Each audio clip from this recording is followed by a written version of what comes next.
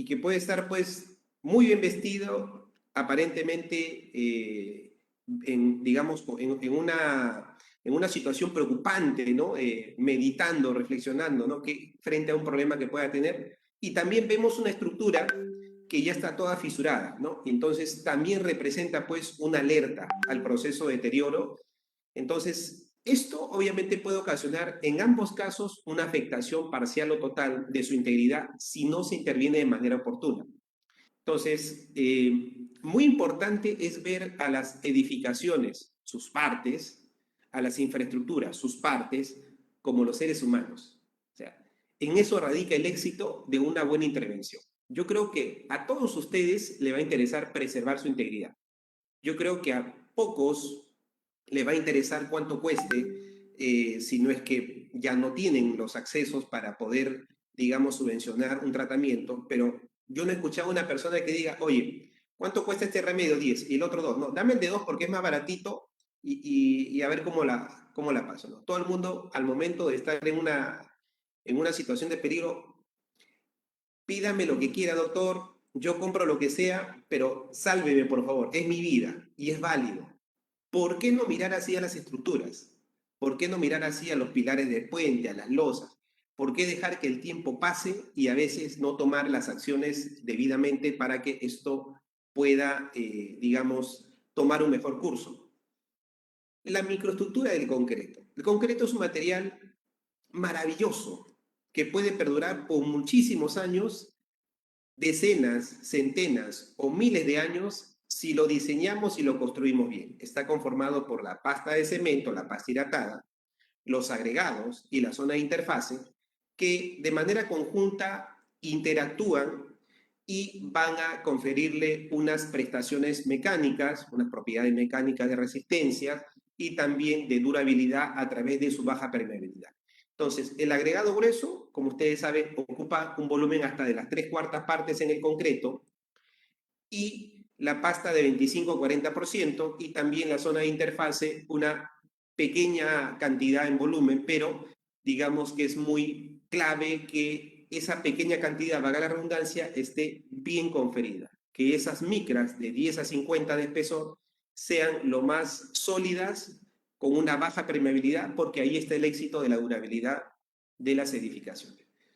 Pero esto no es sencillo, porque si nos remontamos un poco a lo que pasa en el día a día en las obras, sobre todo en la construcción informal, que es bastante preocupante y ahí tenemos que abordar las mejoras. ¿Qué pasa si adicionamos agua al concreto sin control alguno? ¿Qué pasa si hacemos cosas como estas, ¿no? Que simplemente echamos el baldecito de agua y vamos a intentar mezclar el material con algo y no tenemos obviamente la certeza qué calidad del concreto estamos confiriendo a la estructura para su ensamblaje, ¿no? Para su construcción. Entonces, ¿qué pasa? Pues pasa mucho que esa cantidad de agua inmensa que tenemos ahí se va a ver reflejado en una exudación externa que muchos de ustedes ya la conocen cuando iban a la escuela, cuando han leído un libro, ojalá hayan leído el libro de la ciencia y el arte. En breve les voy a compartir alguna información para su adquisición, pero muchos quizás no conozcan la exudación interna, que es la más letal, ¿no? Y justamente el incorporar más agua a la mezcla propicia a que se tenga una mayor cantidad de agua que va a generar vacíos, que va a generar poros capilares, que cuando se evapore se va a transformar en vacíos y esto va a ocasionar un mayor resquebrajamiento en la zona de interfaz. Debilita obviamente a la microestructura y exponemos al concreto a un proceso de deterioro mucho más letal. Entonces, eso hay que tener en cuenta siempre como filosofía y diseño.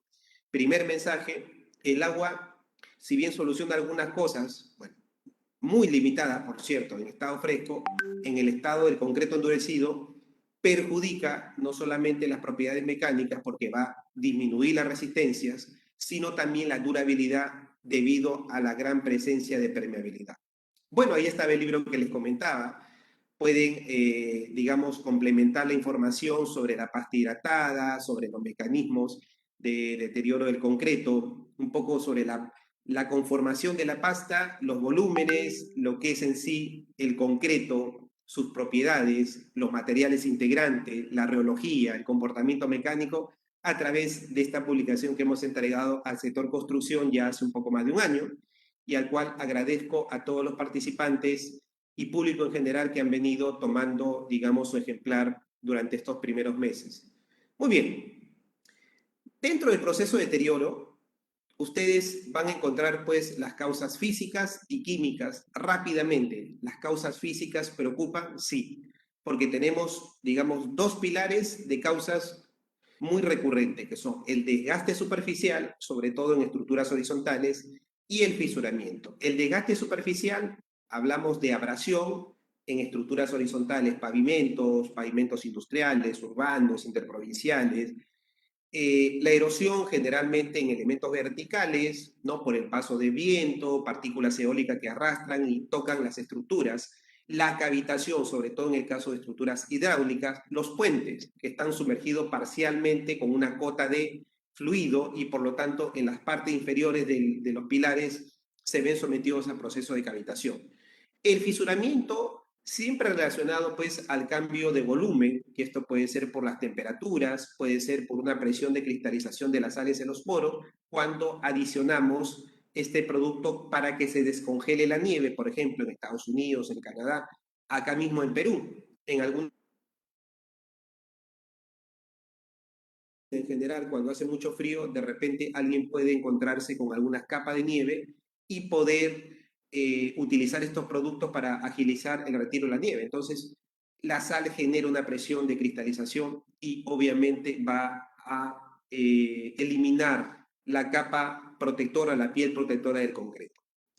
La carga estructural también obviamente está asociada con la sobrecarga, con la carga cíclica, ¿no? Pongo una carga, descargo. Y eso es durante la construcción de edificios. Las losas todavía no han tomado la madurez adecuada, pero le estamos metiendo poquitas cosas, ladrillos, bolsa de cemento, le estamos adicionando fierro. Entonces, esa losa se empieza a deflectar y luego quitamos esa carga, empezamos a construir el siguiente nivel y luego le ponemos otro tipo de carga, ¿no? Que es ya prácticamente la que va a perdurar. Entonces, la carga y descarga de manera cíclica, eso va a generar también un problema y puede superar la deflexión límite que se considera en el cálculo estructural. La exposición a temperaturas extremas, sobre todo temperaturas, digamos, por la presencia del congelamiento y del hielo o por la presencia de algún evento que ocasione pues el fuego. Dentro de estas causas del proceso de deterioro, debemos ser conscientes que hay un grupo importante que está presente y que debemos abordar su prevención, su solución, medidas correctivas en el caso de las edificaciones que ya tienen problemas patológicos y medidas preventivas cuando se diseñan los expedientes, porque no podemos pasar el tiempo, la vida, parchando cosas o rezanando cosas, esa no es la idea. Las manchas superficiales, 22%, está la corrosión, 20%, las fisuras activas, pasivas, un 21%, y tenemos también las cangrejeras, la soquedad de 20% y la deflexión o flechas excesivas, nada despreciable, 10%. Esto lo encuentran en el manual para reparación, refuerzo, protección de las estructuras de concreto del profesor Elene como referencia bibliográfica. Y las causas químicas también importan mucho porque tiene que ver con el intercambio, de las reacciones de intercambio entre los productos, digamos, los fluidos y los componentes de la pasta de cemento endurecida. ¿Qué componentes? Aquellos a base de calcio, ¿no? Básicamente la cal hidratada, ¿no? Que es cogida por el fluido, ¿no? Lixiviada, lavada, lixiviada, sale a la superficie y después va a generar pues una serie de reacciones. Vamos a la última línea de este diagrama de flujo para no aburrirlos con tanta química del cemento. La pérdida de alcalinidad, la pérdida de masa, el incremento del proceso de deterioro, la pérdida de resistencia y rigidez, fisuras, ¿no? El spalling es básicamente despostillamiento, la reactividad del caliagregado, la deformación, o sea, una serie de patologías producto de este intercambio de iones como consecuencia de que la pasta hidratada empieza a perder los productos a base de calcio. Dentro del origen del proceso de deterioro está pues el clima, factores del clima.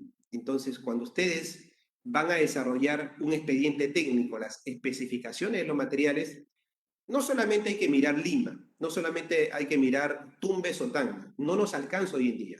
Hay que mirar nuestro país, cómo interactúa con el resto del planeta, el resto de la región de América. ¿Por qué? Porque nos estamos cada vez más integrando en temas de cambio climático. Lima, una ciudad urbe, digamos, de más de 10 millones de habitantes, la cual donde en este momento me encuentro residiendo, pues se ve sometido a nuevos retos con el cambio climático.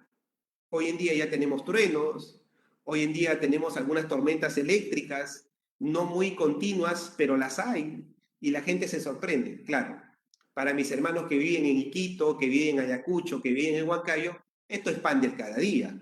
Entonces recuerdo cuando a veces viajaba, me iba a Pucallpa o me iba a Iquitos por avión, en más de una oportunidad, pues con ese susto, cuando uno aterriza, pues si estás en tormenta eléctrica, ¿no? Nada romántico. Pero eso es un poco lo que de la mano debemos llevar en la ingeniería, conocer los factores de temperatura, ¿no? ¿Por qué? Porque el concreto para las construcciones del siglo XXI va de la mano con estos parámetros. Tenemos que adaptar su, digamos, trabajabilidad para facilitar la constructabilidad en obra con concretos fluidos, tenemos que adaptarlo para climas fríos, con aditivos acelerantes o mezclas más calientes y encofrados protegidos, etcétera, etcétera. Las temperaturas por el orden de menos 10, menos 20, menos 40, por ejemplo, acá mismo en el Perú, en Cajamarca, acá, fuera del país, ¿cómo se llama? En Canadá, en la región francesa, donde me tocó estar ahí un tiempo. Entonces, tenemos que adaptar las situaciones de acuerdo a las condiciones de temperatura. De acuerdo a las precipitaciones pluviales, también. Somos un país muy golpeado por este parámetro de las precipitaciones. Tenemos una escorrentía muy grande, una precipitación anual muy grande, que pocos la consideran. Mire, tanto Brasil y no está muy lejos Perú, sobre todo en la parte de la región andina y la selva, tiene precipitaciones por encima de 2.000 milímetros al año. Entonces, pero esto no se considera en los expedientes técnicos y a veces cuando llega a la oficina nuestra, digamos, para revisar algunas especificaciones o el expediente completo, vemos la ausencia de información. La información, entiéndase, es herramienta para el constructor. Y entonces, este actor, que es el constructor, tiene que estar parchando procesos, estar reinventándose en el camino, porque aún teniendo BIM hoy en día, no es que esas herramientas de trabajo colaborativo hablen por sí mismos si nosotros no retroalimentamos con información. Entonces, entenderse que es muy importante primero conocer y luego especificar ciertos parámetros de clima, temperatura, precipitaciones pluviales para que no nos pase cosas como esta, ¿no? Entonces, la construcción de una presa en la década de 2000, me tocó trabajar en dos, Río Rejo y Río Grande, y bueno, las lluvias están allí y pueden maltratar las capas de la base de la presa. Y entonces todo esto va a generar problemas a posteriori, si no es que hay que levantar todo y nuevamente empezar como se hacía acá. Por más que uno proteja, la lluvia te pueden paralizar gran parte del año los trabajos. Los factores ligados a la concepción, básicamente las características de los materiales, construcción y mantenimiento de la estructura. Sepan ustedes que del 100% de los problemas que han suscitado en aquellas edificaciones que no han caminado bien, que han tenido riesgo parcial o total de colapso, el 88% de sus causas están asociados que no fueron diseñados bien ni tampoco construidos bien. Ustedes dirán, ¿qué hacemos aquí, no? Porque si del 100% de las causas, el 88% es que no hicimos bien la tarea, no diseñamos y construimos bien, valga la redundancia, entonces, ¿para qué vamos a la escuela? ¿Para qué estamos ejerciendo la profesión si no hacemos las cosas bien? No, tranquilos. Lo que queremos un poco invocar a la reflexión, como lo hizo el profesor Mael Gabanán, de que no es menor, en términos de consecuencia, subestimar la etapa del diseño. Hoy en día tenemos muchas herramientas de gestión, de trabajo colaborativo para el antes, durante y después de la construcción. Pero repito, como profesor universitario, eso es para facilitar los cálculos, el planeamiento, la operación, pero no tiene, obviamente, todavía la sensibilidad que todo profesional de ingeniería, que es el ojo humano, que es el olfato humano, que es lo que más adelante, terminando la charla, mencionándole la inteligencia artificial, se pretende reemplazar un poco la labor humana, pero que no se llegue en su totalidad nunca a hacerlo. Siempre el ser humano, con lápiz y papel, en costa, sierra y selva, sea en Perú o en la región de América o en cualquier parte del globo terráqueo, es irreemplazable. Entendámoslo así. El ser humano siempre tiene que liderar estos frentes de trabajo. No podemos dejar a las máquinas, no podemos dejar a los sistemas a que ellos hagan la labor por nosotros, sino es que nos orienten y nos simplifiquen un poco la gestión de la labor. Oximateria, materiales defectuosos, ¿no? Y también mantenimiento defectuoso en 4.5 y 7.5% respectivamente, están también como las causas principales. Tenemos que a nivel de diseño existen algunas oportunidades de mejora, como ubicar bien los sistemas de drenes. Si tenemos acá un tablero de losa, fotos anteriores le mostraba pues unos dientes de colmillos como en fluorescencia, empezando nomás en la parte introductoria de la presentación. Y esto pasa porque el agua se acumula y porque no tiene un adecuado dren. Entonces, lava, lixivia la cal, la saca al exterior, debilita el concreto, ¿no? La cal hidratada es como nuestra hemoglobina, ¿no? La cal hidratada le da el pH al concreto, el orden de 12.5 a 13. Una buena alimentación nos da una buena hemoglobina del orden de 13, 14, como nuestra beterraga, nuestros alimentos en general, nos va a dar ese tipo de pH. Pues si nuestro pH baja de 13 a 6, pues estamos en peligro. Pasa lo mismo con las edificaciones en concreto armado, con las infraestructuras. Entonces, hemos encontrado escenarios dentro del proceso constructivo. Quizás esto hoy en día quede un poco chico, por concreto, al exterior no tener buenos puntales, un sistema ya no hermético, una serie de deficiencias. Obviamente esto afecta el desempeño de la edificación en términos de calidad final. Entonces hay que controlar la limpieza, la hermeticidad de los encofrados, los procesos de transporte, colocación, consolidación por capa del concreto, el curado, la protección. No curamos el concreto. Esa es una no buena costumbre, sobre todo en ciudades de provincia. Yo vengo de provincia, soy chinchano, ¿no? Del departamento de Ica, y siempre digo con, digamos, bastante empatía, donde mejor tenemos que hacer las cosas es en provincia, ¿no? Hoy en día vivo en Lima, bueno, hace ya una buena cantidad de años. ¿Por qué? Porque no nos sobra cosas. Tenemos mucha restricción y por lo tanto cualquier error con mucho más razón va a ser notorio. Entonces, donde mejor debemos hacer alarde de la ingeniería es justamente las obras de provincia, porque no es que abunden los materiales, la mano de obra calificada, no es que abunden las empresas contratistas que hacen las cosas bien. Entiendas esto de manera positiva, que todos tenemos el compromiso de hacer las cosas bien para que el país salga adelante. Entonces, hay que hacer una serie de gestiones, ahí están los comités de normas que les pueden servir. Hay que vibrar bien, ¿no? A veces utilizamos un vibrador de cabeza larga en una zona donde tiene que ir cabeza corta. Hay que vaciar bien el concreto, hay que mantener, digamos, una hermeticidad, pero no la hay, entonces nos metemos en... Entonces, cuando lo desencoframos, obviamente tenemos una serie de problemas de carácter superficial y otros de carácter ya un poco más profundo que afecta la integridad del elemento estructural, ¿no? Entonces tenemos cangrejeras, tenemos una serie de línea entre capas, tenemos una pérdida de lechada en los bordes y eso se debe a que no hemos construido bien. Ahí está el resultado.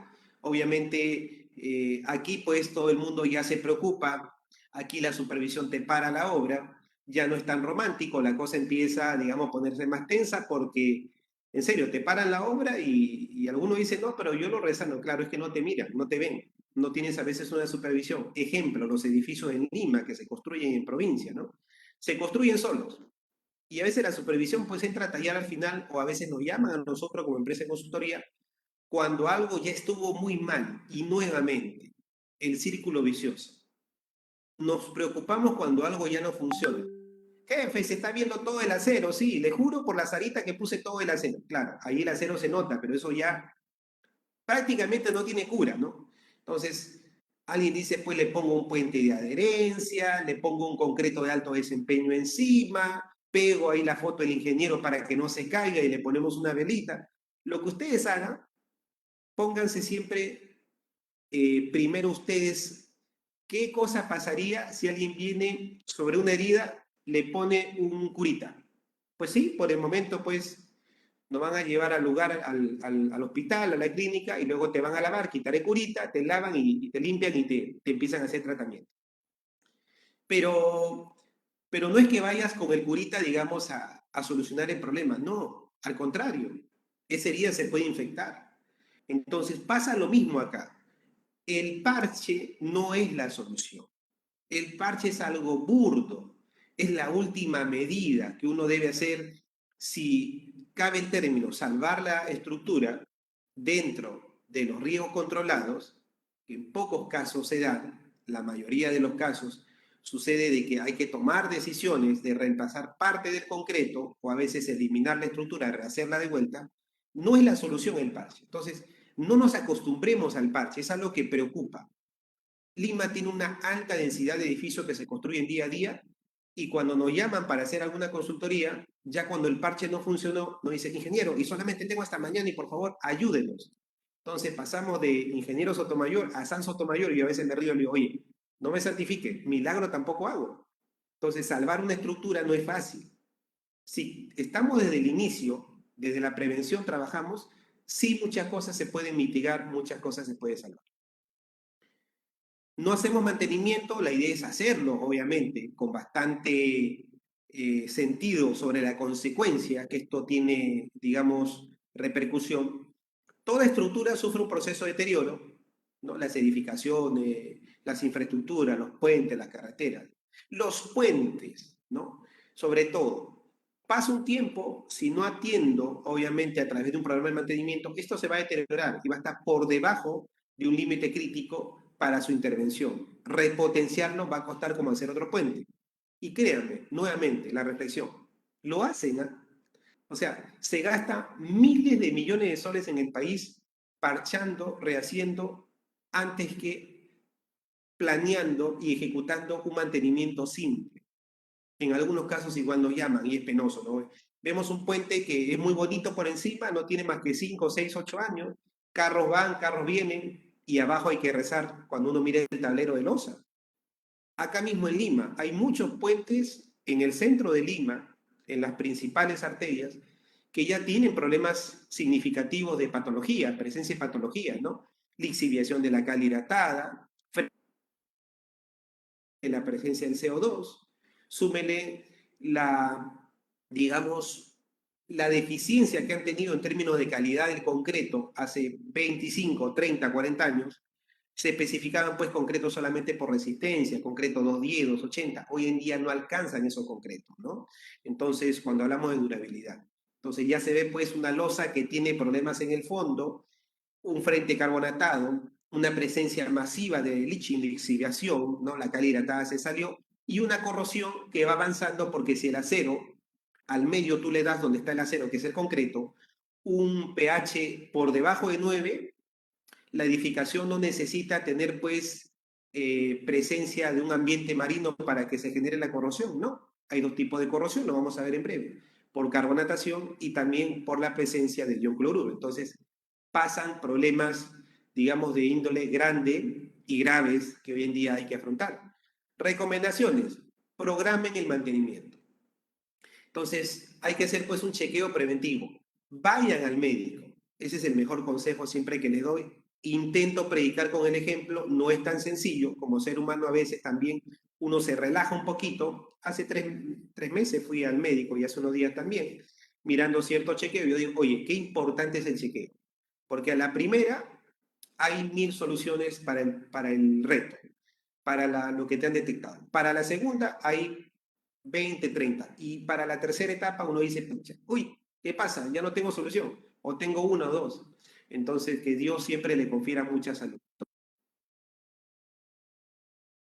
Eso es el mantenimiento preventivo de las edificaciones. Mírenlo como si fueran ustedes, como si fuesen parte de ustedes o sus familiares. Entonces hay que hacer mapeo de fisuras, hay que hacer el control de la deflexión, identificar manchas, monitorear coeficiente de permeabilidad, hay que limpiar las juntas, hay que reemplazar materiales sellantes de juntas. Pasan muchos años y nadie se preocupa por reemplazar los sellantes de las juntas. Y esa es la parte que más protege el tablero de la losa, que más protege los pilares, intersección con el tablero de la losa, ¿no? Que más protege el ingreso de agentes que puedan ser nocivos para el concreto. La ley de cita. Si no hacemos bien la tarea desde la prevención, desde la etapa del proyecto, pues al final vamos a multiplicar hasta en un orden de 125 veces los costos asociados para la intervención. Se puede solucionar. Acostúmbrense, acostumbrémonos a trabajar en la prevención. No, pero es que hay COVID, no tengo plata, estoy chihuahua. Pues sí, todos estamos padeciendo de una etapa muy crítica, no solamente la pandemia y los temas que atañen hoy en día a nuestro país, pero es momento justamente de cambiar esa mentalidad y de forma radical, de trabajar más en la prevención. Acostúmbrense a ir al médico o a llevar al médico a las estructuras, es decir, a poner a alguien que mire su estado de manera preventiva. ¿Cuánto cuesta reemplazar, demoler, rehacer y las implicancias en tiempo? Miles de millones de soles. No lo entendemos o no lo queremos entender. Y eso es grave. Hoy en día el país se ve muy golpeado por una ingeniería que no está haciendo a través de sus actores el trabajo de la prevención. Y entonces tenemos que tomar conciencia. Y en esta parte, que es la última de la charla, antes de entrar a la inteligencia artificial, es donde más conciencia espero crearle. Rápidamente vamos. Con los mecanismos de deterioro tenemos el ataque de sulfatos, principalmente el agua de mar es una de las fuentes más ricas en sulfato, también los reservorios de ácido sulfúrico, las aguas subterráneas, aguas de uso industrial. Ustedes la van a verificar en algunos textos importantes, algunas publicaciones también que hemos hecho para el ACI. No voy a entrar en detalle ahorita por razones de tiempo, pero quiero romper a veces un mito que se da constantemente en los expedientes. Decimos, suelo con un poco de sulfato, sinónimo de caos. Mentira. La mayor parte de los suelos, sepan ustedes, hay mucha literatura respecto de ello, los sulfatos en forma de sulfato de calcio, el CaSO4 con dos moléculas de agua, o en forma de anhidrita, o inclusive de emidrato, perdón, en rango de 0.01 a 0.05 expresado como iones de SO4 no afectan a la durabilidad del concreto, no son agresivos para el concreto, no son una amenaza de ataque. ¿Dónde está ello? Las fuentes de aguas agrícolas, industriales, el agua de mar. Ahí sí, hay que tener cuidado. Del cemento, el C3A y del concreto, la cal hidratada. El sulfato va a generar expansión, hasta 2.5 veces el volumen inicial. Entonces, hay que tener mucho cuidado. Recomendaciones, bajen el C3A, eso es un cemento Portland tipo 5, pero hoy en día no alcanza. Vayan a usar cemento adicional. ¿Por qué? Porque a veces los cementos tipo 5 solucionan un problema de ataque de sulfatos, pero más adelante van a escuchar el ataque del ion cloruro. Entonces, no es del todo efectivo, eficaz para combatir un conjunto de patologías. En el mar, donde la vida siempre digo es muy sabrosa, no solo hay sulfatos, hay cloruro, hay sales, carbonato, bicarbonato alcalino, hay una serie de componentes químicos que también juegan en contra del concreto. Entonces, adición de minerales puzolánica en el concreto es un buen componente mitigador del ataque de sulfatos, dado su gran capacidad de consumir la cal hidratada y generar nuevo producto de hidratación de CSH. Ataques de ácido. Vamos rápido a la tabla. Los ácidos están presentes, pues, de distintas fuentes en distintas industrias. Y la velocidad de ataque del ácido va a depender del componente. Si hablamos de los ácidos inorgánicos, básicamente el nítrico, clorhídrico, sulfúrico, que están presentes en las plantas industriales, vamos a tener una velocidad muy rápida de ataque. Por eso a veces cuando nos llaman dicen, oye, qué raro, el almacén de al frente, el urín, no está tan deteriorado, pero el mío se está deteriorando demasiado. Claro, es que tú manipulas ácido sulfúrico o ácido clorhídrico. y el de al frente está manipulando pues un ácido tartárico, un ácido tánico, y eso tiene una velocidad moderada o despreciable de ataque. Entonces hay que tener en cuenta el producto, es muy importante. El ácido láctico, de las plantas industriales donde se manipula, donde se procesa la leche, entre otros. Y de los ácidos, básicamente también productos cítricos que puedan acumularse, almacenarse y con el paso del montacarga estos se chancan y van generando pues grandes fuentes de exposición con, en este caso, el pavimento. Se acumulan estos ácidos y quitan la piel del pavimento. Recomendaciones. Concreto de baja relación con cemento 0,40 puede ayudar bastante para proteger, digamos, la estructura contra estos ataques moderados. Pero si la cosa se complica, si tenemos una alta concentración de ácido, sea cual fuese el tipo del ácido, y, digamos, la superficie de contacto está ahí presente entre el utilizar el ACI 515 2R, que es la guía para la selección de los tratamientos protectivos para superficie de concreto y no tener el problema del ataque. Reactividades, tenemos alcalicílice, alcalicarbonato, nos vamos a centrar brevemente en el alcalicílice. Nosotros tenemos acá una reacción producida entre los hidróxidos alcalinos, que son el óxido de sodio, potasio, los iones hidróxido, que están en el concreto y en ciertas fases minerales de los agregados que tienen como personaje la sílice reactiva y obviamente va a originar expansión en el tiempo. Un contenido de álcalis mayor a 0,6% o mayor a 3 kilogramos por metro cúbico en el concreto, una temperatura muy elevada, mayor a 35 grados, humedad relativa mayor a 80-85%, y una exposición de la estructura no menor a 5 o 10 años va a originar que se produzca la reacción entre los iones hidróxidos, la parte alcalina, y la sílice reactiva de los agregados. Entonces, aquí hay que tener mucho cuidado, porque no es sencillo, digamos, corregir errores por una reactividad. Si se da, solamente queda poner un letrero que diga fuera de servicio en proceso de demolición. Uy, pero ¿cómo voy a demoler un puente que me ha costado, pues, qué sé yo, pues 200, 100 millones de dólares, 500 millones?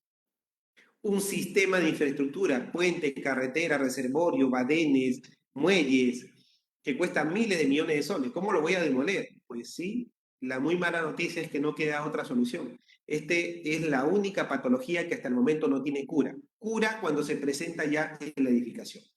En la prevención, sí, hay que limitar el contenido de álcalis que no supere los 3 kilogramos por metro cúbico en el concreto. Hay que sumar el aporte de los álcalis del cemento, agua, arena, piedra, aditivos, adiciones minerales. Y hay que utilizar también la guía del ASTMS 1778, que a grandes rasgos dice, entramos en un diagrama de flujo y es mirar el historial de la reactividad en la región. Si no hay historial, si no hay puentes, viviendas, edificios en general que hayan sido afectados por esta patología, a priori se podría calificar las canteras de agregado, pero la práctica es que sí tenemos canteras tanto en el norte y sur del país agresivas. Entonces, una oportunidad, digamos, que tenemos en el país es hacer un mapa a nivel nacional para calificar a las canteras como aptas o como de riesgo alto para la reactividad álcali agregado, sin alusión de la cantera, sino para que se tomen las medidas a nivel de diseño de mezcla, porque todo en la fase de diseño se puede solucionar, se puede mitigar. Pero ya de una vez construido la edificación, no es tan sencillo solucionarlo. La corrosión, como ustedes saben, es un ataque destructivo que va a sufrir el acero propio de esa reacción química o electroquímica con el medio ambiente. Ustedes saben, en presencia de oxígeno y humedad, la corrosión se va a desencadenar como resultado, pues, de esta formación de celda electroquímica que tiene a 4 actores principales. Una zona anódica, ¿no?, donde ocurre la oxidación del acero, la zona catódica, donde ocurre la pérdida de oxígeno, un conductor metálico, básicamente, que es, propicia la corriente eléctrica, el flujo de los electrones, y un electrolitro, que es básicamente el concreto, ¿no?, el líquido que está encerrado en sus poros, conteniendo a los iones hidróxidos, ¿no? Y tenemos también primero la formación de una capa pasivante de algunas micras que no la destruya en su totalidad. Primero hay que evaluar, digamos, en obra, que si esto ocurre, y a veces la supervisión pide, oye, no, lija todo el acero. Sí, se puede lijar el acero, pero también el reglamento, la norma 060 y la 618 admite que podemos, digamos, en cierta forma, tolerar, mantener esta capa pasivante, porque son eso, son la costra que protege al acero cuando ya se está formando. Lo ideal es tener bien almacenado el acero para no estar en esta disyuntiva si uso o no uso el acero, digamos con esta capa pasivante. Esta capa no es la corrosión. La corrosión son aquellos productos que ya han generado pues un cambio volumétrico, medio color marrón, ¿no? Donde ya sí está generando problemas a la sección del acero. La capa pasivante, todo lo contrario, es como cuando nos hacemos unas heriditas y nos sale la costra va a proteger la herida, esa costrita puede ser beneficiosa. Siempre hay la polémica que el tema de la herencia, pues sí, entonces cuidemos bien al acero, pero si ya llegamos a esa etapa, no es recomendable someter al acero, pues, a grandes esfuerzos para poder quitarle toda esa costra. Todo lo contrario, ahí van a modificar un poco las características del material. Entonces, hay dos formas donde está presente la corrosión. Por acción electroquímica, que involucra la presencia de ion cloruro en ambiente marino, en presencia de oxígeno y humedad, y también por la reducción de la alcalinidad, por la lixiviación de sustancias alcalinas y la neutralización parcial con el CO2, se carbonata el frente y genera la corrosión. Y bueno, hay edificaciones que tienen problemas pues de corrosión, estamos hablando de viviendas, donde en algunos casos ya no se puede hacer mucho. No se puede extraer ni ion cloruro ni reemplazar la barra del acero, porque el concreto es de muy mala calidad y esto conlleva a tener que reemplazar el elemento, no es tan sencillo. Entonces la carbonatación, básicamente, tenemos un pH que puede cambiar por el ingreso de sustancias del medio ambiente, principalmente el CO2 que se encuentra entre el aire y el SO3. Entonces ahí hay que tener cuidado.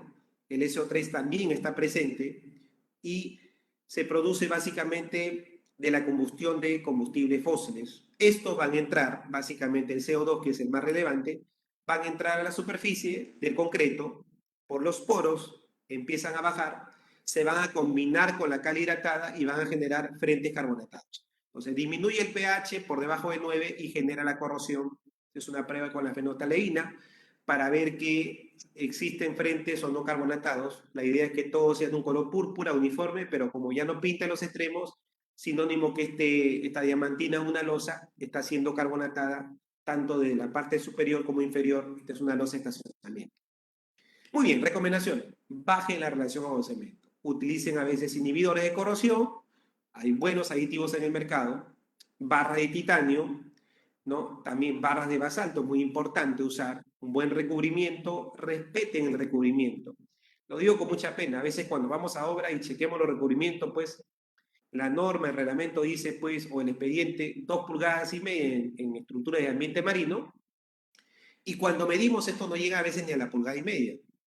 Entonces, el maestro de obra mira al ingeniero, el ingeniero mira a su capataz, todos se miran, uy, uy, qué raro, se perdió 1 pulgada. Pues no se perdió. Ya ustedes saben en qué termina eso. Entonces, hay que hacer las cosas bien. Nuevamente, a nadie nos gustaría que nos pongan un pedacito de piel, no, la piel completa, ¿no? Mantenerla. Entonces, el recubrimiento es la piel del concreto. Repelentes de agua, aunque esto no es la solución final, hay membranas protectoras, protección catódica, barra de refuerzo, resinas epóxicas, barras de basalto, también muy importante, ¿no? Esto sí permite reducir el recubrimiento porque tienen una mayor resistencia a corrosión como material. Entonces, desgaste por abrasión, igualmente, ¿no? Hay que tener cuidado. El desgaste definido por el ACI como la capacidad de una superficie para resistir este desgaste por frotamiento o por fricción. ¿Quiénes aluden el desgaste? Principalmente los pisos, los pavimentos de concreto, que pueden básicamente sufrir abrasión producto de las operaciones de producción o bien por el tránsito vehicular. Entonces, las partículas se van a transportar por el agua o viento, también pueden provocar el desgaste, y en algunos casos esto puede ser de carácter, digamos, no estructural y en otros sí. Entonces, hay que tener cuidado siempre proveyendo un buen concreto. Los edificios están sometidos a ciertos desgastes, sobre todo porque en las losas de estacionamiento todavía hay la no buena práctica de colocarle pues una cama de mortero. Y ese mortero no tiene más de 100, 150 kilos de resistencia si ustedes lo testean. Ese mortero genera pánico, zozobra, porque al desgastarse se espolvorea, la gente se asusta. Y claro, piensa que ese es el concreto principal, la losa principal. No, debajo está una losa de 300 kilos por centímetro cuadrado de resistencia, confiriendo un buen desempeño a la estructura. Entonces, recomendaciones. Junto con una losa de concreto empleen un buen endurecedor de piso si lo amerita. No empleen mortero. El mortero genera confusión, genera pánico, genera impacto ambiental, porque el desgaste es mayor, el espolvoreo es mayor, baje la relación con cemento, aditivos reductores de agua y un balance adecuado fino-grueso en la mezcla. Y ya para terminar con este inventario de patologías, mecanismo de deterioro y entrar a la última parte de la inteligencia, el congelamiento de hielo también es una patología recurrente en nuestro medio, sobre todo en climas asociados pues a las regiones de altura, ¿no? Hay fisuramiento del concreto por el ciclo de congelamiento de hielo, hay despostillamiento, también la capa superficial en losa de concreto aparecen estos despostillamientos, y es porque no estamos tratando bien a la edificación. Aíslen a la estructura de la exposición de la humedad, disminuye la relación agua-cemento, siempre es la solución a muchos problemas, el común denominador de solución de las patologías. Concreto 210, olvídense. Ese concreto es el peor de los concretos. Y cuando uno visita en las provincias, pues, ¿con qué vas a construir un hospital? La columna, 210. La losa, 210. El piso, 210. ¿Con qué crees que están haciendo la viga? Con 210. Y después no duran pues ni 2 años ni 5 años. Entonces, tenemos que reflexionar. Hay tanto en el público, en el sector privado, una gran oportunidad de mejora migrando a concretos que te den mayor prestación, mayor desempeño, ¿no? Que trabajen más por desempeño, son los concretos especiales. Entonces, hay que minimizar el empleo del agua en el concreto, mayor cuidado durante los trabajos de acabado y curado. Y bien, ya para terminar, la última parte, la ocultación. La ocultación de una estructura es un conjunto de técnicas, procedimientos de evaluación que vamos a hacer y medidas específicas para poder entender mejor el estado real de una estructura y llegar a un diagnóstico de patología y su pronóstico de durabilidad. ¿A quiénes debemos practicar la ocultación? A una edificación nueva, supuestamente dañada, visiblemente dañada, a todas. Cada uno tiene un rol. Las nuevas, de manera preventiva, monitorean sus características. Las rápido detectar la extensión del daño, acción correctiva, la primera es preventiva. Y las visiblemente dañadas, que es algo ya obvio que esto va a colapsar, que pueda pasar algo muy grave si no intervenimos, caracterizar rápidamente los daños y ver si es posible salvarla o no, tal como sucede en el ser humano. Entonces, por eso hay que tener mucho cuidado. La ocultación tiene que estar en estos 3 niveles, siempre. Es muy agradable si usted va al médico y le dicen, pues, tranquilo, todo bien. Tiene usted venga usted el próximo año y seguimos conversando para que usted siga manteniendo buena salud.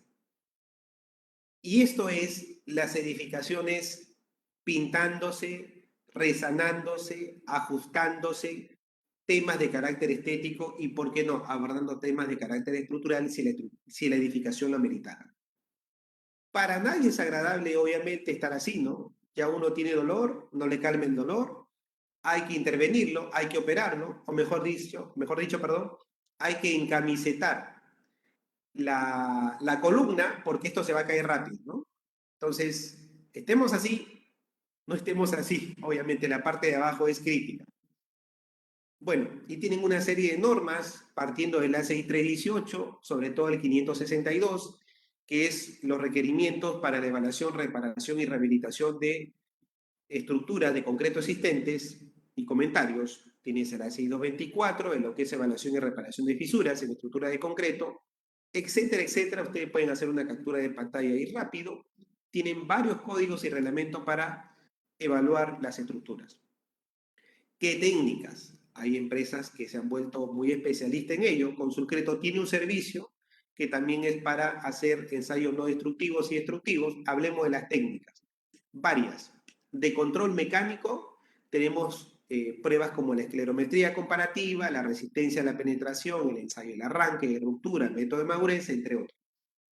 Acústicas, básicamente la transmisión de ondas, refracción de ondas, acústicas, ondas de superficie, tomografía, resonancia magnética, impacto eco. Todas estas pruebas que hacemos en la medicina del ser humano, también la practicamos para los materiales, en especial para químicas, magnéticas, infrarrojos, radiométricas y también instrumentación sobre el terreno. Ahí tienen ustedes cortesía de una importante empresa acá en el país, JLZ, quien está, digamos, liderando digamos, el conferir equipos de alta tecnología para facilitar los trabajos de ocultación. Bien, y tenemos rápidamente un par de ejemplos. Un edificio de 7 pisos, 3 sótanos, sistema constructivo mixto. Las estructuras en estudio son unas losas, viguetas prefabricadas y también unas losas, digamos, de concreto y de mortero encima, lo que les comentaba hace un rato, donde presentaba un fuerte problema de polvoreo. Entonces, si hacemos el conteo, el análisis de estas losas, tenemos, digamos, problemas que cuando uno retira el espolvoreo encuentras pues cangrejeras, pérdida de recubrimiento, delaminación, fisuras. Entonces, el método tradicional demanda primero hacer un inventario de patologías, ¿no? Frente a un hecho, un inventario. ¿No? Hacer algunas pruebas como el desgaste, la densidad, el frente carbonatado, medición de la resistencia y un diagnóstico. Entonces, el diagnóstico básicamente para luego entrar a reparar. Entonces, esto lo paso rápido porque no es el fin hablar sobre qué cosa dice el diagnóstico. El fin es que hay etapas que cumplir y esto demanda semanas o meses. No es sencillo. Y si cogemos de repente unas losas de estacionamiento, en algunos casos pues hay que tratar inclusive de hacer una corrida con estación total para ver pues la presencia de estas fisuras y contrastarlas con las curvas de nivel y ver pues si siguen un patrón y vaya que sí.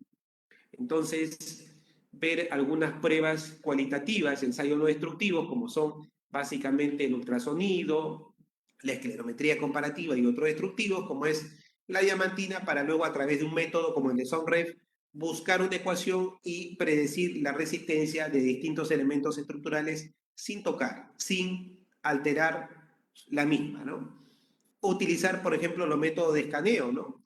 Que básicamente estos geosescanes para poder, pues, levantar recubrimientos del concreto, espesores del acero, profundidad del acero, ¿no? Espesor de la losa, ubicación del acero, entre otros, ¿no? Y va a servir para qué? Para armar un modelo tridimensional de la edificación y poder hacer el análisis estructural. ¿Cuáles son las limitaciones que tenemos hoy en día haciendo de esta manera la ocultación? El tiempo es muy valioso hoy en día, más que nunca, para actuar y prevenir daños. Entonces, tiempo para los ensayos, para el análisis de los resultados y para la evaluación, digamos, del estado actual de las edificaciones. El tiempo, obviamente, para los diferentes escenarios, evaluarlos, es importante.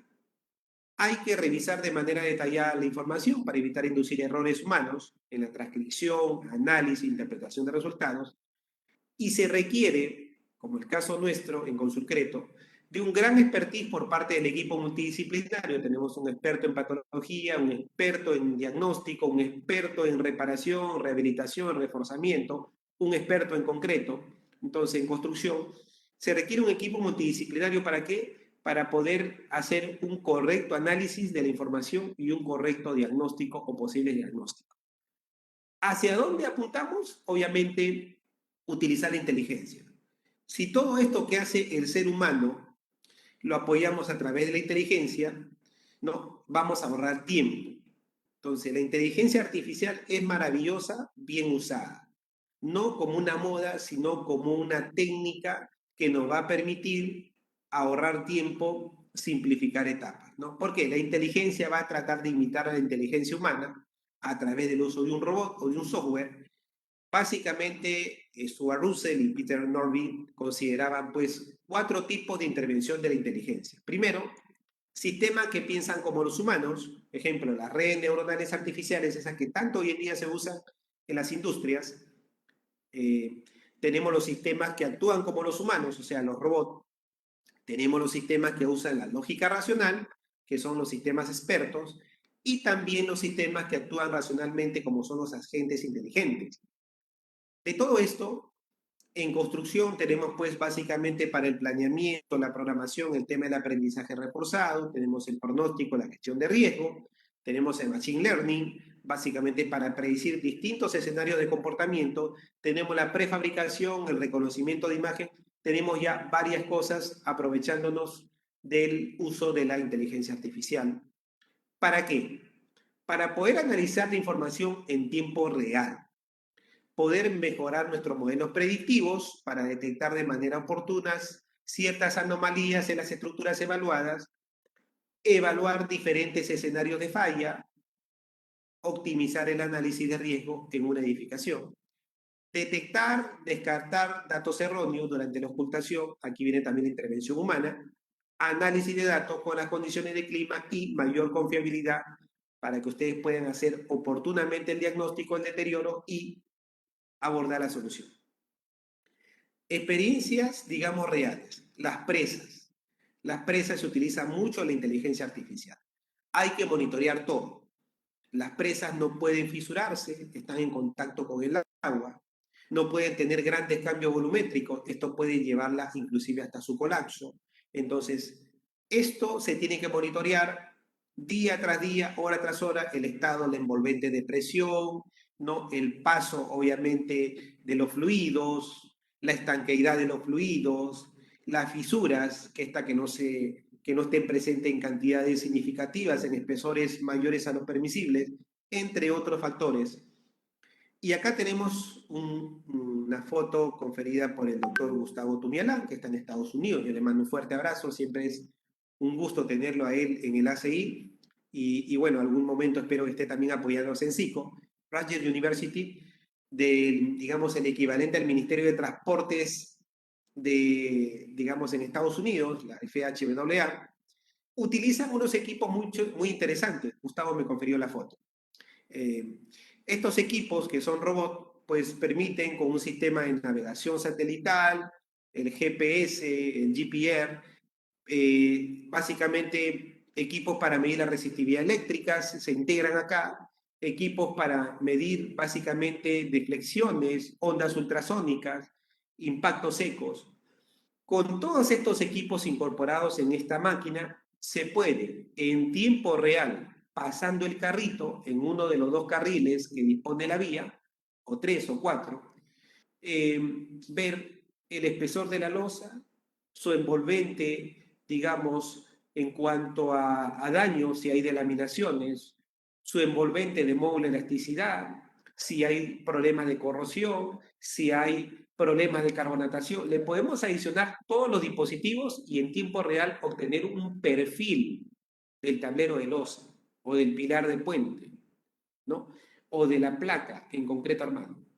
¿Cuál es el fin? La intervención oportuna. Entonces, la vía está en servicio y estamos controlando en tiempo real cómo se está operando, digamos, el estado actual de la vía. Y acá tenemos un videito que también acompaña un poco en este mundo real con el mundo digital, que es, por ejemplo, la captura de la realidad en 3D, que también se usa para qué? Para capturar todas las imágenes posibles de una edificación, meterla obviamente al procesamiento de la data como parte de un sistema integrado como el BIM y tomar decisiones. Veamos rapidito este video y luego para entrar a la etapa final de la conferencia. Realización 3D propone nuevas soluciones aún más innovadoras, tanto en hardware como en software. Estas soluciones digitalizan el entorno, capturando millones de puntos por segundo y consiguiendo imágenes de alta resolución. El Pegasus 2 Ultimate ofrece una resolución inigualable para la producción de mapas digitales y es la solución más eficiente para la cartografía móvil.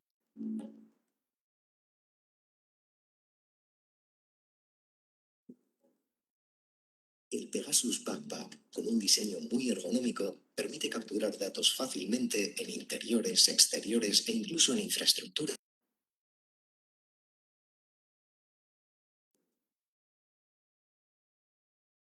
El nuevo RTC 360 captura la realidad en 3D más rápido que nunca, gracias al preregistro automático de los datos directamente en campo.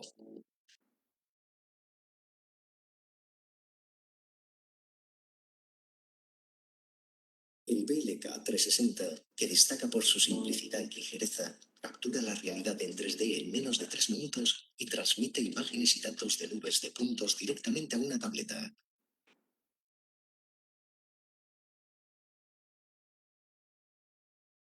Por último, la ScanStation P50 A2 para ver más detalles y colaborar fácilmente gracias a su nuevo flujo de trabajo simplificado y asistido. Para optimizar la gestión de la nube de puntos y el intercambio de información entre los usuarios, Jetstream permite la visualización de datos en tiempo real gracias a la carga instantánea de la nube de puntos. TrueView es una plataforma colaborativa de visualización e intercambio que ofrece funciones avanzadas para la medición y aportación de comentarios. Con CloudWorks es posible generar planos 2D y modelos 3D con la nube de puntos directamente en programas como AutoCAD y Revit de Autodesk. La nueva gama de soluciones 3D de Leica Geosystems permite obtener un marco de trabajo único que garantiza la máxima productividad tanto para expertos como para nuevos usuarios.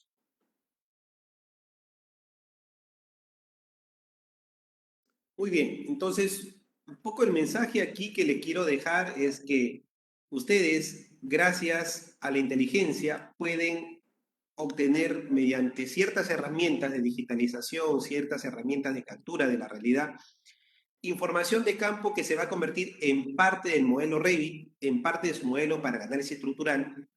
Van a visualizar los resultados de la inspección fácilmente y poderlos integrar y tomar decisiones. Entonces, eso es lo que nos espera en un futuro cercano que debemos migrar. A veces, ciertas regiones deben quemar una o dos etapas en cuanto al conocimiento y a las buenas prácticas de evaluación, pero tenemos que ya empezar. Ese es un poco también el mensaje. No sentirnos que si porque estamos en Ica, voy a hablar de mi región, o porque si estamos en Tumbes o en Tacna, no, que mire, ingeniero, que de repente acá no tenemos ni lo básico. Pues sí, empecemos a cubrir lo básico y empecemos a caminar más rápido. Eso es lo que nos enseña hoy en día situaciones como la pandemia que vivimos. No debemos quedarnos en el lamento, ni mucho menos sin emprender el intento. Vayamos adelante, empecemos a integrar herramientas, la inteligencia puede ayudar. Esta conferencia, como ustedes habrán visto, tiene gran parte de explicar los mecanismos, los tipos de patología, los orígenes, las causas, y una segunda breve parte de incorporar dentro del programa de la ocultación lo que es el uso de la inteligencia artificial. ¿Por qué no he profundizado más?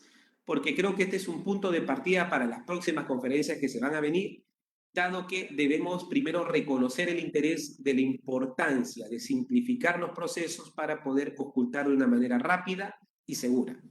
La deterioración es un problema recurrente, sepan ustedes, en las construcciones de América y gran parte del planeta, a partir del cual acarrean costos de reparación muy elevados cuando no se diseñan y construyen adecuadamente las estructuras de las edificaciones y puentes en concreto, infraestructura. Perdón. La ocultación se tiene que practicar en las edificaciones de manera periódica, proactiva, para poder adelantarnos e identificar a estos posibles deterioros. Para ello, la inteligencia artificial puede facilitar no solo la toma de información en tiempo real, sino también la evaluación más rápida de distintos escenarios sobre el comportamiento de las estructuras para su terapia. Y ya para terminar, les voy a compartir como reflexión No había inteligencia artificial, no había redes sociales, no había una serie de materiales compuestos que hoy en día conocemos, pero sí había mucha ingeniería desplegada, mucha intervención de la parte humana. Y solo depende de nosotros construir un mejor futuro para dejar pues un legado de buenas edificaciones a nuestras futuras generaciones como lo intentaron hacer nuestros antepasados. Esto es una infraestructura que hasta hoy perdura, que es el puente Fabricio en Roma, ¿no? Tiene miles de años construidos, más de 2000 años, y por lo tanto, esto es un ejemplo de lo que debemos dejar como legado para nuestras futuras generaciones. La buena ingeniería practicada, el mantenimiento, ¿no? Como ustedes saben, los romanos pues son los que más lustre le han sacado en el pasado a una ingeniería, digamos, sobresaliente. Muy bien, ahí le dejamos nuestros contactos. Consulcreto, como ya lo dijo el licenciado Paul Castillo, es una empresa que tiene bastante sensibilidad, bastante empatía para abordar la asesoría especializada con el respaldo de un equipo de expertos, ingenieros patólogos,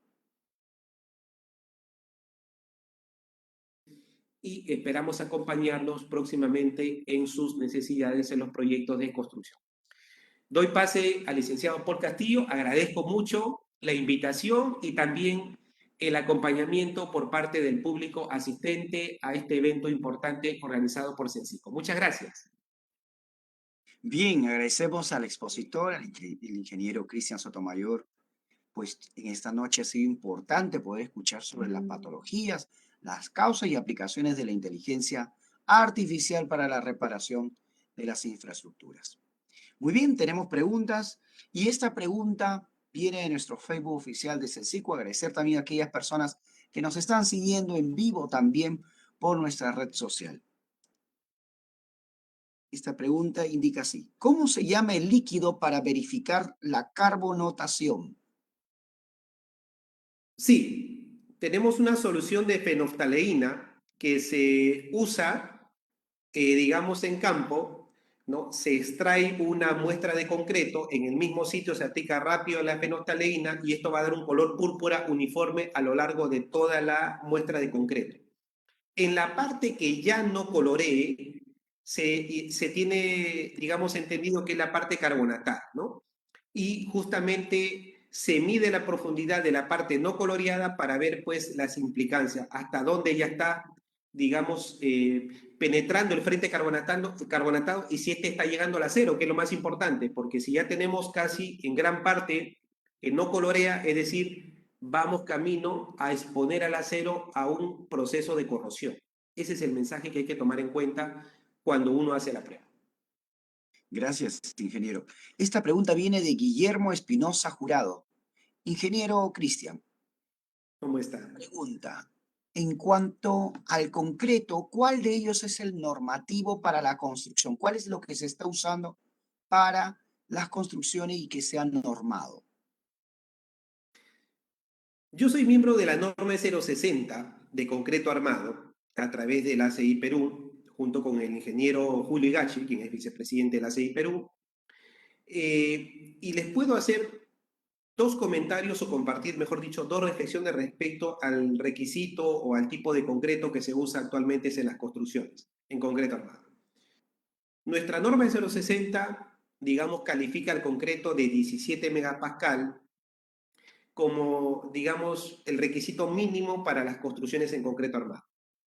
Lo que usamos en la práctica es un concreto de 17, 21 megapascal, sobre todo en provincias todavía, lo digo con un poco de preocupación, y eso es cumplimiento, ¿no? Cumplir los requisitos mínimos, pero eso no te garantiza el buen desempeño de la edificación. ¿Qué pasa? ¿La norma contradice ello? No. La norma te dice, señores, ustedes como mínimo pongan un concreto de 17 o de 21 megapascal para las estructuras en concreto armado. Pero hoy en día no alcanza a ser lo mínimo. Señores, como mínimo ustedes tienen que desayunar, almorzar y cenar para que puedan subsistir. No alcanza. Si alguien nos dice, señores, las características de este desayuno tienen que ser leche, frutas, nutrientes, digamos, cereales, entre otros, caramba, la cosa se va poniendo interesante. No solamente vamos a desayunar para mantener la vida, sino también gozar de una buena salud porque estamos comiendo o ingiriendo los alimentos adecuados. La norma tiene como espíritu cumplir requisitos mínimos como tal, pero hoy en día tenemos que ir hacia el desempeño. Y el enfoque por desempeño es un concreto mínimo de 280 kilos a más, porque por resistencia, siempre digo, ninguna edificación, ni en Lima o cualquier parte del país se ha caído. Por durabilidad sí. Frente a los sismos, una edificación bien construida no se ha caído. Lo que se ha caído es por durabilidad los puentes, reservorios, carreteras, sumado a la omisión del mantenimiento. Bien, muchas gracias. Muy claro aquello sobre todo en tiempos cuando ocurren los sismos. Y sí, ¿no? Hay Así. estructuras básicas, pero bien cimentadas y han mantenido su firmeza. Y otras que, sobre todo en puentes. Ahora cuando yo retorno por la carretera central, lo mismo me ocurre con las mismas vías en las cuales han sido reforzadas hace un año y Así es. parecen unas olas, pero es porque han usado mal el asfalto, su cimentación también de concreto no ha estado del todo correcto, ¿no? Bien, aquí tenemos otra pregunta Efectivamente. de Henry Sánchez. Si la estructura de un reservorio es dañado por un alto caudal, ¿podría ser reforzada la estructura o necesariamente se tiene que construir una nueva?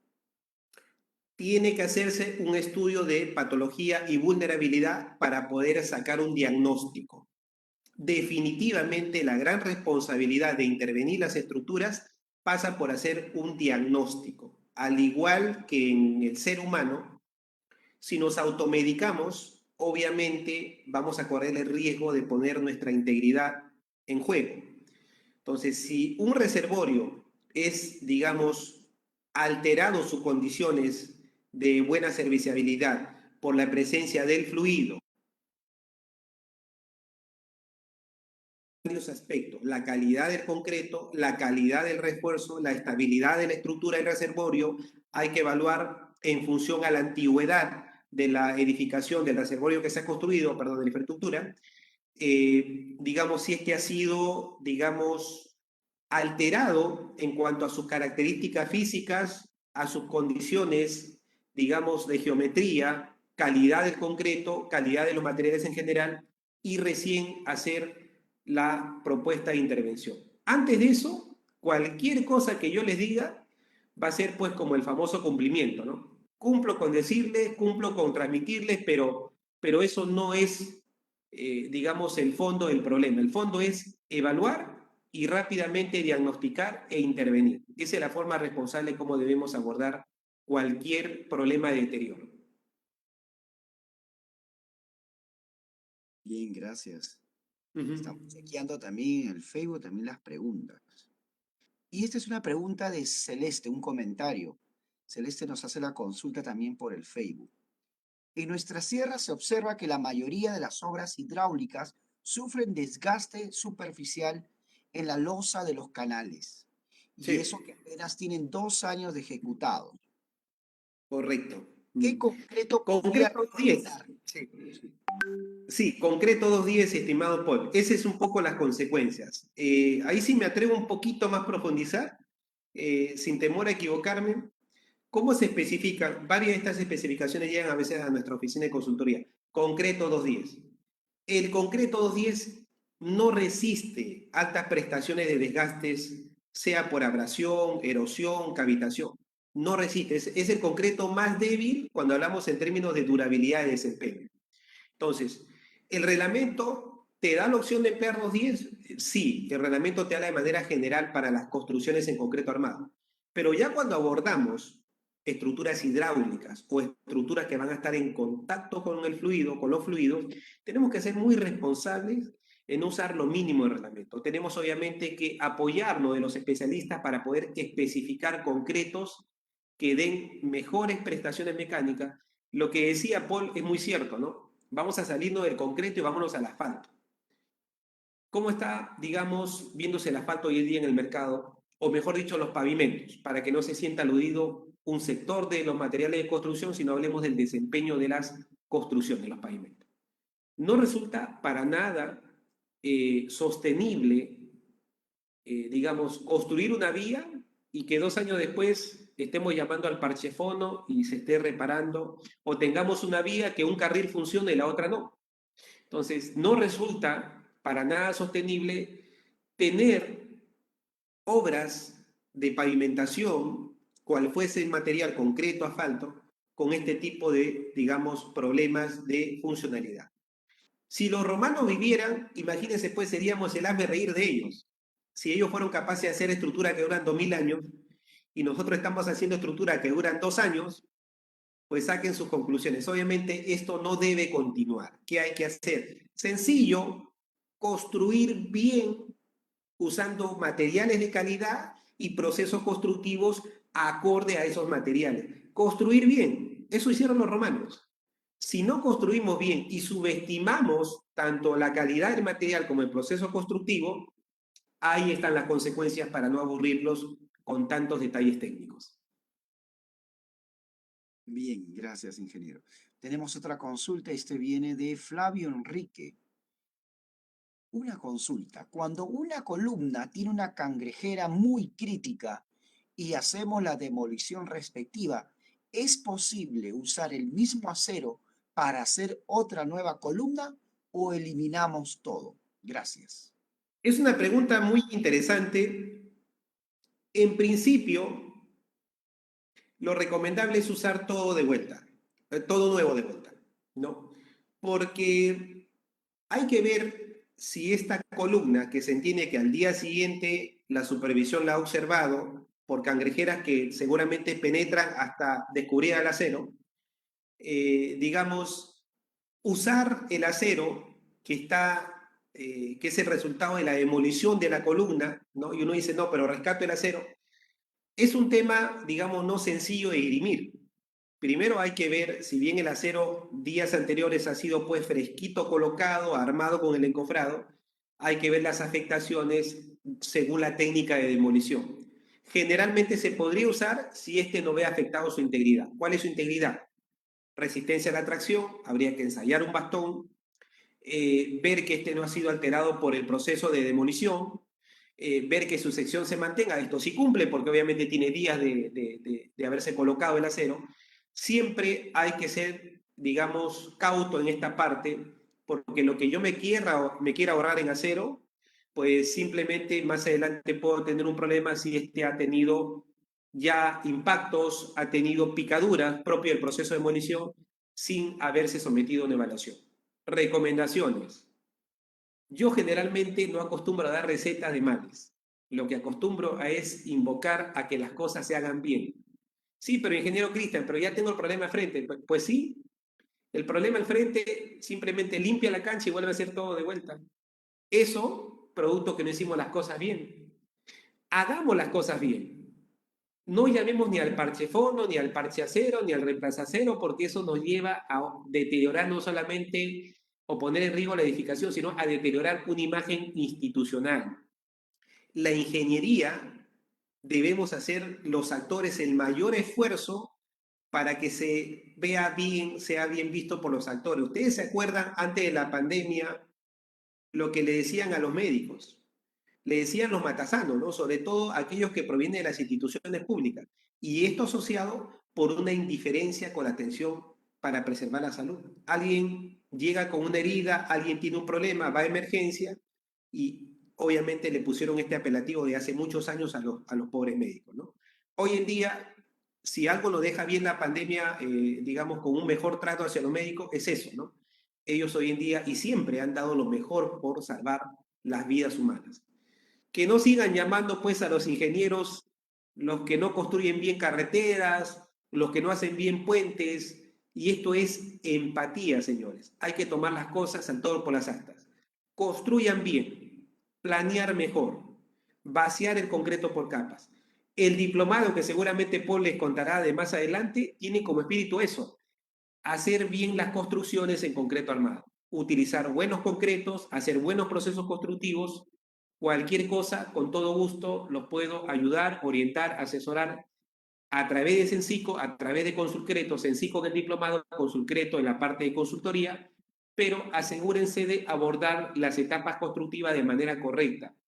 Y tienen un premio para terminar, que es reducir los gastos en estar parchando, maquillando, como decimos en el argot criollo, poniendo debajo del tapete como el gato toda la basurita. No, tienen un premio, se ahorran todos esos gastos y al final entregan una infraestructura de calidad. Gracias. Tenemos también unas cuantas consultas adicionales. Gian Fernando me indica, ¿cómo podemos hacer vaciados de concreto en situ con presencia de nivel de agua, como captaciones, puentes? Hay que drenar el agua, a veces se colocan ataguillas, hay que vaciar concreto. No, no es fácil. Hay que, sobre la presencia de nivel freático, si estamos hablando de las cimentaciones, de repente utilizar la técnica Tremie. Es un embudo que se va a vaciar un concreto especial Tremie, que va a desplazar por gravedad, va a desplazar por masa propia al agua y se va a empezar a construir, digamos, la fundación, la cimentación, el pilote, lo que estemos planeando hacer. Sí se puede. Eso obedece a una especificación tanto de concreto como de técnica constructiva, generalmente empleada en regiones pues con niveles freáticos muy altos como la selva, acá mismo en la costa, cerca ambientes marinos, ¿no? Entonces sí podemos obviamente abordar ese tipo de trabajo. Una pregunta desde el Facebook. Nos dice Alexander Portales, ¿qué tan caro sería poner acero bañado en zinc? Y ha visto él en algunos videos donde les ponen hielo escarchado al concreto en el camión antes de descargar. De esta forma mejora en algo la durabilidad del concreto. ¿Hay forma de aplicarle algo al concreto para que tenga mayor dureza? Es lo que él nos indica. Ok, colocarle zinc al acero, hay que ver cuál es la justificación. No tendría sentido de colocarle si no es que alguien pretenda, digamos, a través de ese recubrimiento protector, prolongarle la durabilidad frente a la corrosión, frente al ataque de agentes externos. Pero tengan en cuenta que hacer eso realmente en muchos de los casos no tiene mucho sentido, sino es que la piel que protege al acero, que es el concreto propio, no lo fabricamos bien. Hablemos del concreto. Para hacer un buen concreto significa usar la menor cantidad de agua posible. Usar hielo, habló, digamos, un poco la persona que ha hecho la consulta, habló de usar hielo, habló de varias cositas. Usar hielo tiene el sentido de disminuir o controlar el gradiente de temperatura en climas cálidos.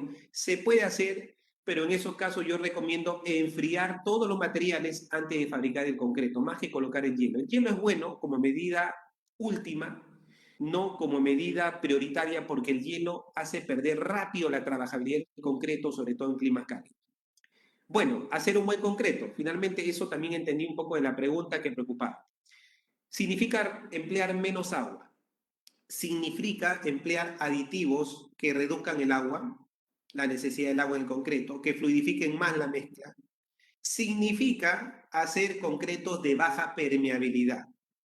La razón de que ciertas estructuras, ciertas infraestructuras caminen mejor que otras es que se han usado concretos que tengan menos presencia de agua en su masa. Bien, aquí hay una pregunta. Bueno, ya estamos casi ya terminando con las preguntas. Yo sé que son varias, entonces estamos tratando de resumir o también poder, si son similares, tratar de indicarlas para que todas sean respondidas. Y esta pregunta era la que yo también iba a hacer, por lo que me pasó esto en un instituto con una de nuestras estructuras, de nuestras paredes. Esta consulta viene de Brandon Alain. Buenas noches. Muchas gracias por el seminario. Mi consulta es cómo se puede diferenciar una falla estructural con un mal tarrajeo, o sea, que tenga rajaduras. Las fisuras son parte de cada día de lo que vamos a ver en una edificación en concreto armado construida, días, horas, semanas o meses después. Hay dos tipos de fisuras, las activas y pasivas, digamos, están presentes desde que el concreto se vacía, que son básicamente la contracción plástica, cuando el concreto está en su estado plástico, camino al endurecimiento, y la tasa de evaporación le ha ganado al afloramiento del agua en la superficie, sumado a que no se ha curado el concreto, entonces empieza a fisurarse porque se ha secado la superficie. Esas fisuras son de carácter estético y aparecen en losas de manera significativa, sobre todo en climas cálidos. Aparecen horas después de vaciado el concreto. Tienen un tratamiento rápido para, sobre todo, preservar al acero por temas de durabilidad. Pero también hay fisuras que aparecen en el tiempo, producto del secado del concreto, se llaman las fisuras por contracción por secado diferida. Aparecen durante los primeros 3 a 6 meses hasta los 18 meses. Aproximadamente 24 veces el espesor de una estructura, cada 3 metros, por ejemplo, en una losa de 15, en una losa de 12, o en una placa de 15 o 12 centímetros, de manera profunda, vertical, en el caso de elementos verticales, o lineal, en el caso de elementos horizontales, ustedes la van a ver. Y hay otras fisuras, donde están pues los muros de albañilería, propio del proceso de tarrajeo, y ustedes ven pues que son como unas cuarteaduras, llamadas así, ¿no? Entonces, todas esas fisuras, algunas son de carácter estético y otras de carácter estructural. Ya terminé de hablar de las pasivas, hablemos de las activas. Las activas generalmente están puestas en los elementos horizontales. Tablero de losa de puentes, pasan los vehículos, la losa se deflecta y hay fisuras abajo que se van abriendo un poquito más y luego se van cerrando. Estas se llaman fisuras activas o fisuras dinámicas. Entonces, estas fisuras están asociadas a un, digamos, comportamiento de la estructura, un comportamiento estructural. ¿Estas fisuras son peligrosas? No, mientras no se supere, obviamente la deformación máxima, la abertura máxima prevista en el cálculo estructural.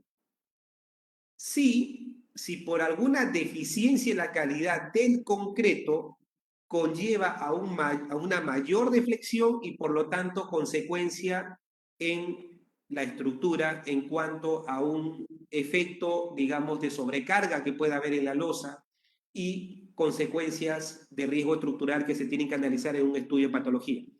Las fisuras son parte del comportamiento normal del concreto en general. Estas, cuando se construye una edificación, hay que primero monitorearlas en el primer año, esperar que se seque la edificación y luego emplear o hacer técnicas de resane como parte de su programa de mantenimiento.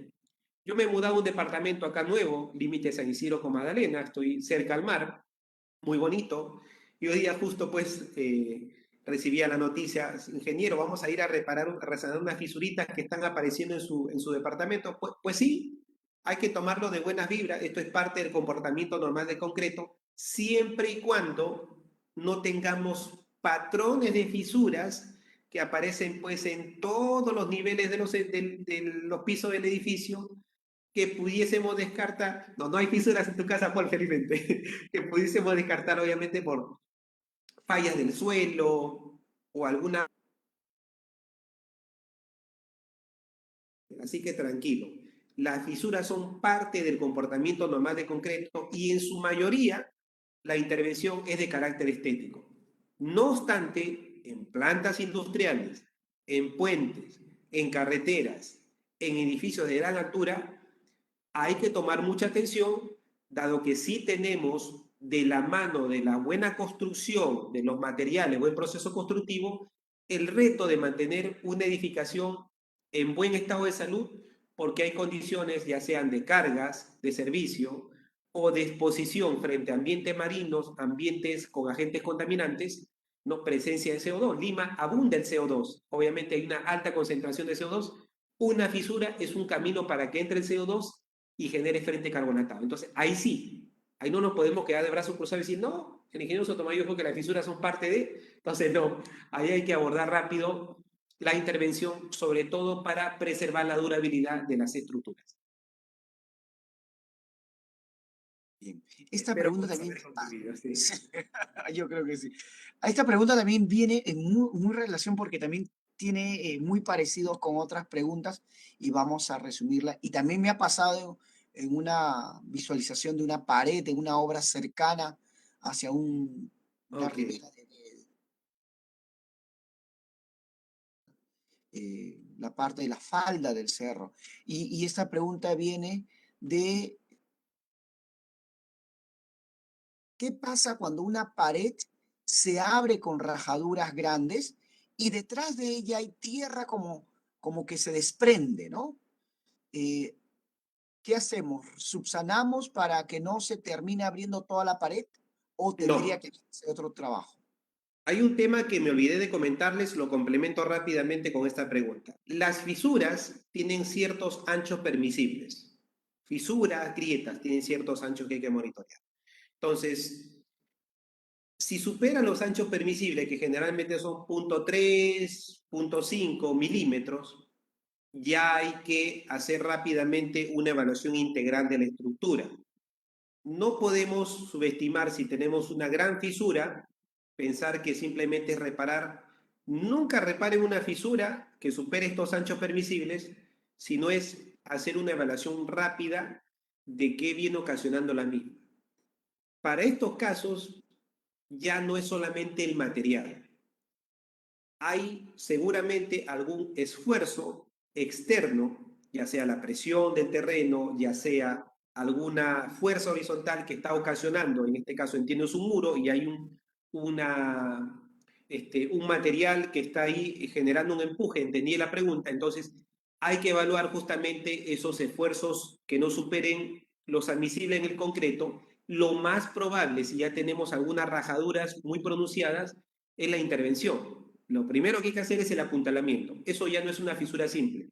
Eso es una rajadura que ya está dando un patrón, digamos, de falla en ese elemento en concreto. Lo primero que hay que hacer es apuntalar y rápidamente hacer la evaluación de estos muros que están afectados para ver si hay que reforzarlos o hay que reemplazarlos. Repito, hay dos frentes que debemos abordar en lo concerniente a las fisuras. Aquellas de carácter estético y aquellas de carácter estructural. Y su identificación no es sencillo, eso sí hay que reconocer. Ni por más expertise que nos acompañe, siempre hay que pedir la opinión de uno u otro experto. Yo tengo en el equipo, justo en este flyer que le muestro a la izquierda, somos 4 especialistas. Y cuando nos llaman para ocultar un edificio por presencia de fisuras, pues lo que tenemos que conformar es un panel de equipo multidisciplinario, los 4, y empezamos rápidamente a contrastar la información, la calidad del concreto, la calidad del acero, la geometría, ¿no? La antigüedad de la estructura, la ubicación de la fisura, la trayectoria que sigue la fisura. Hay cosas que son obvias. Ustedes ven un muro que ya está rajado bastante, inclusive abierto, hasta el acero pueden ver. Ahí no hay que escatimar, hay que rápidamente inclusive hasta apuntalar. La cosa no pinta bien. Y después, obviamente, hacemos la ocultación, definimos el diagnóstico y la técnica de reparación.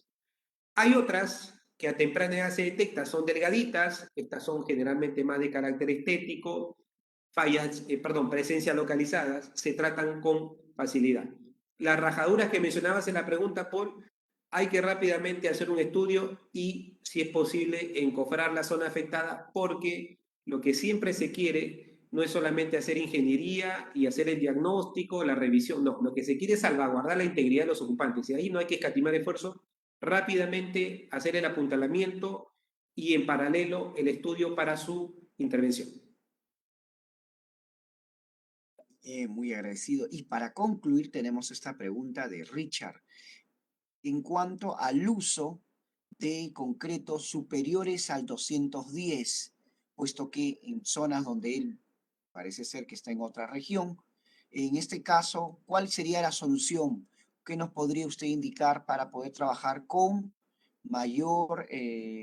concretos con mayores a 210, si es que hay, o qué aditivo usarían para que puedan ellos seguir trabajando. Yo creo que es una muy buena pregunta como mensaje de cierre. ¿Qué hacer para que las construcciones se comporten mejor, para que tengan un mejor desempeño? Lo primero es que hay que desterrar el uso de los concretos 210. Créanme, eso es el peor de los concretos. Y si todavía se persiste en el reglamento, es como requisito mínimo, debo hacer la aclaración. Inclusive la nueva versión de la norma 060 que está ya por salir. Migren a los concretos de 30 megapascal, o sea, 300 kilos por centímetro cuadrado. Solo para que tengan una idea. Bolivia, Ecuador, Chile, ni qué decir Colombia, y Argentina, países hermanos, ni qué decir Brasil, desde hace una buena cantidad de años vienen empleando concretos de 30 megapascal, 28 megapascal, o sea, 280 kilos, 300 kilos, sin problemas de durabilidad en el corto o mediano plazo en sus edificaciones. Ahí está la respuesta. No podemos ser más, digamos, reglamentarios que reglamentos, sino es mirar primero, salvaguardar la integridad, es decir, usar concretos por desempeño. No podemos quedarnos en el requisito mínimo del reglamento. El reglamento está, sobre todo rápidamente, para formalizar la construcción informal. Si la construcción informal hace cosas con un concreto de 100 kilos que dura un año o 2 años, el reglamento está para poner orden, en principio, pero no nos quedemos allí. Tenemos que ir hacia el desempeño, y esto es concretos de esos niveles de resistencia, para simplificar, digamos, el buen desempeño de estas edificaciones en concreto armado y no estar a cada rato, digamos, sometidos a estrés, a problemas que no nos dejan bien parados en el sector construcción, sobre todo con los clientes, tanto del público y del ente privado. Bien, muchísimas gracias, ingeniero. Quisiéramos agradecer a nombre del Centro de Formación San Borja de la Gerencia Zonal Lima Callao, al ingeniero Cristian Sotomayor y a todo el equipo de Consulcreto SAC por su apoyo y también por esta exposición. Quisiéramos también invitarlos a ustedes cualquier información adicional en cuanto a las consultas que hemos tenido que pasarlas por situación del tiempo, pero son muy importantes y si desean ustedes también pueden escribir. Ahí está el correo del expositor, es cristian.sotomayor@consulcreto.com. A nuestros amigos esta plataforma virtual y aquellos más de 50 conectados también en nuestro Facebook oficial. A cada uno de ustedes muy agradecidos, invitarlos pues también a que ustedes puedan consultar sobre nuestro siguiente diplomado, justo que viene con temas del concreto. El diplomado se llama Diseño, Proceso Constructivo y Control de Calidad del Concreto en Obra. El diseñador ha sido justo nuestro expositor, Cristian Sotomayor, y los invitamos a ustedes para que puedan hacer todas las consultas pertinentes, tanto en el Facebook o también en el correo de referencia del cual hemos invitado para que estén el día de hoy con nosotros. Muy bien, quisiéramos también... Sí, Sí, efectivamente, adelante. disculpa que te corte, pero este diplomado, que dentro de poco va a empezar, tengo entendido, en febrero o marzo, que ustedes lo están lanzando, es el primer diplomado en el país que se ha logrado, gracias al apoyo de Sensico, integrar cursos de gran interés para quienes diseñan, construyen, supervisan, hacen todo tipo de gestión de labor en las construcciones en concreto armado. Tuvo una gran acogida la primera versión del diplomado y no duda que esta nueva seguro va a superar las expectativas en cuanto a cantidad, a especialidades de estudiantes, digamos, del sector construcción, para que le puedan sacar el mayor provecho, porque realmente en estas épocas de pandemias que aún continúan, el camino sostenible a recorrer es seguir preparándose para los nuevos retos. Hay un equipo de profesionales a cargo del diplomado, liderado por Paul, y nuestras autoridades de Sensico de la sede de San Borja, a quien también extiendo mi agradecimiento por la confianza en llevar a cabo grupos de diplomados, entre ellos el que acaba de citar nuestro licenciado Paul, porque es la manera que vamos a alcanzar, digamos, nuestras metas en los proyectos que tenemos en construcción. Gracias nuevamente por la invitación y a todos los asistentes darles mis saludos. Ahí están mis correos para que ustedes puedan escribirme con toda confianza al licenciado Paul Castillo. Igualmente seguro contactarlos si están interesados en el diplomado. Agradecer a la ingeniera Ana Torres, de la directiva en Cencico, la sede de San Borja, quienes siempre tienen la deferencia por llevarles lo mejor a ustedes y la preocupación porque el sector construcción camine mejor. Y eso es a través de la educación, propiciando nuevos eventos y también difundiendo el conocimiento en estos diplomados importantes para ustedes. Muchas gracias, Paul. Muy agradecido, ingeniero Cristian Sotomayor. Gracias a cada uno de ustedes. Y antes de despedirnos, indicarles que la constancia por su participación, estaremos realizando la publicación y también enviándoles a sus correos para la descarga respectiva. Invitarlos también para el jueves 16 de diciembre. Tenemos otro tema, interacción y interacción y sinergias entre el Building Information Modeling, que es el BIM, y Lean Constructions, caso de estudio a cargo del ingeniero Fran Chunquín Montoya de la Universidad Pontificia Universidad Católica del Perú. Así que estaremos enviándole la invitación a ustedes también. Gracias a todos, gracias Miguel Guaro, que ha estado en los controles, y también a toda la familia de Cencico. Gracias a ustedes también por seguirnos en nuestra red social. Este video está siendo grabado, ustedes también lo van a poder observar luego en nuestro Facebook oficial de Cencico. Así que cualquier otra consulta adicional, ahí tenemos nosotros puesto ahí el correo informesanborja@cencico.gov.p. Muchísimas gracias a cada uno de ustedes, a todos los que se han conectado desde otras regiones del Perú. Muchísimas gracias y este evento ha concluido.